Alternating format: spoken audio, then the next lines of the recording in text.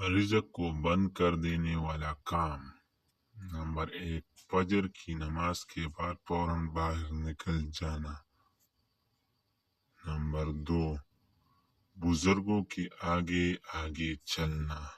Number 3، ہاتھ دھوئے بغیر کھانا کھانا۔ نمبر 4، کھانے کے بعد برتن صاف نہ کرنا۔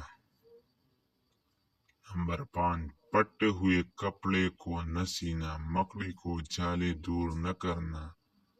نمبر 7، گھر کے دروازے پر بیٹھے رہنا۔ نمبر 8، اپنے بالوں سے نکلی جو کو زندہ چھوڑ دینا۔ اولاد پر باوجود مالداری کے۔